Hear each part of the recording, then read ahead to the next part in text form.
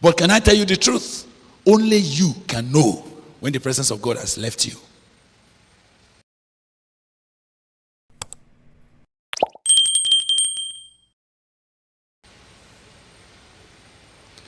Those who are hearing you preach, they don't have a way of knowing, except those that are very sensitive.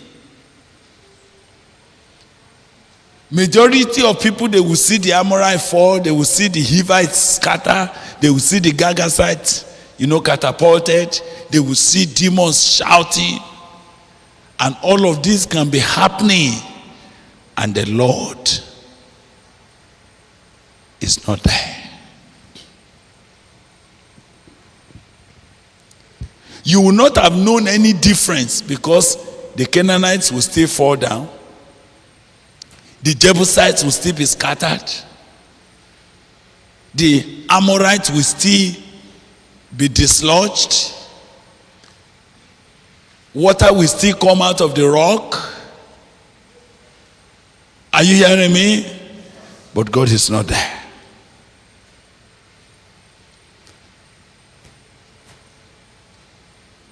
Can you decide?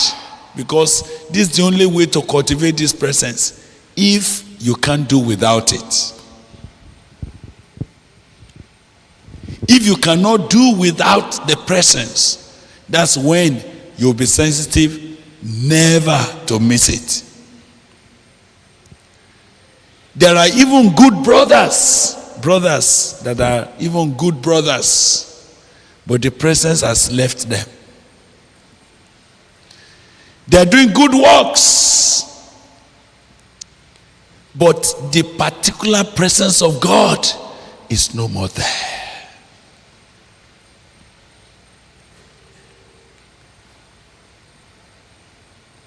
Sometimes you can carry on a Christian activity without the presence. And when you can do without the presence, very soon the enemy will take over and make you an hypocrite.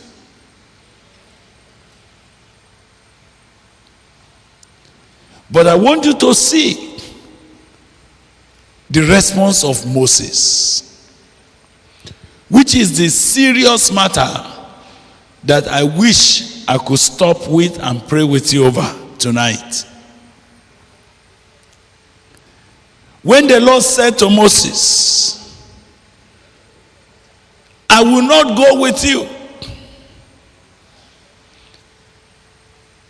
The people even removed their earrings. They seem to dress holily, but the presence is not there. Are you hearing me? Oh, are you hearing me tonight? They did some good activities, but that will not bring the presence. That will not restore the presence. It was then Moses stood up before God, and that's where we're praying together. Moses said, see, O Lord, see, you have said to me, bring up these people,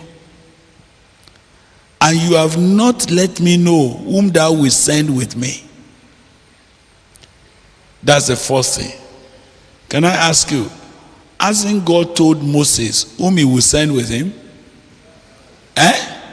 What did he say? He said, my angel will go with you. But as far as Moses was concerned, an angel replacing the presence of God in his life was a nobody.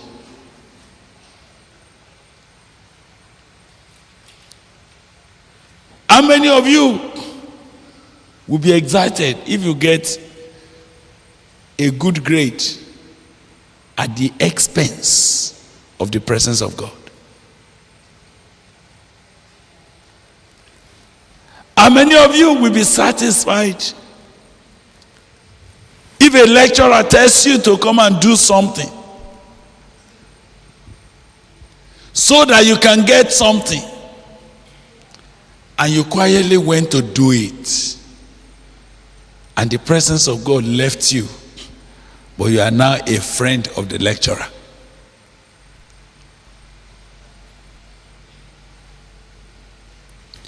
I remember that we went as students on campus. We went for a meeting somewhere, and I made a mistake.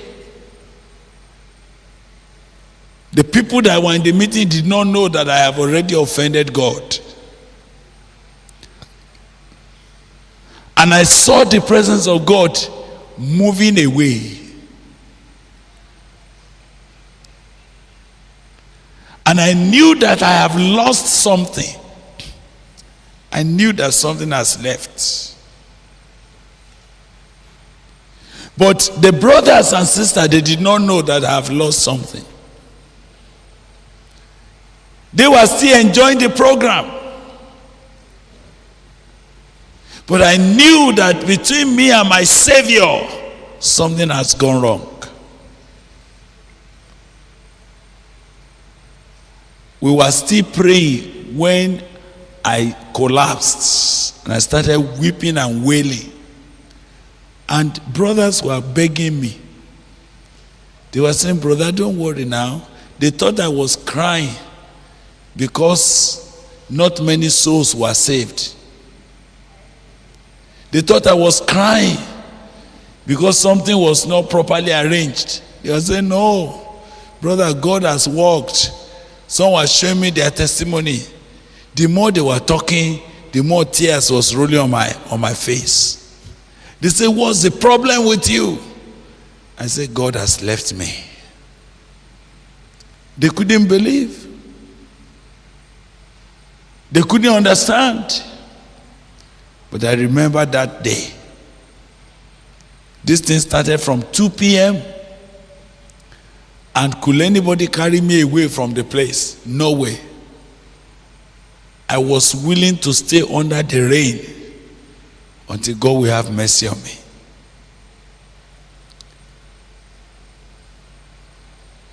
And I could not forget. I can't forget even now the definite things God began to say when He decided to say, "Okay, now this thing you did now, if you do it again, that's what others have done, and I have left them to what they are doing." Oh, I cried yet. I said, "God, if your presence will depart so quietly from a man, the problem is that his colleagues may never know. The people he's moving with may never know that God has left this man." Usually the result of the presence of God being absent in a man's life does not appear immediately. But the colossal damage is usually irreparable. Brother, are you able to go on without His presence? Are you able to manage without His presence? Sister, why are you not so acute about that void that has settled on your heart? Why is it that you are reading the Bible, nothing fresh is coming to you except your old knowledge, and it doesn't cause you to cry?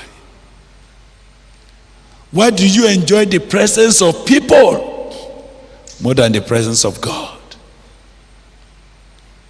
Why are you now more comfortable keeping company with people when your company with the Lord has broken. God said to Moses, carry the people, go. I will send angel to be with you. Moses said, you said I should go. You have not told me, you have not let me know whom thou you will send with me.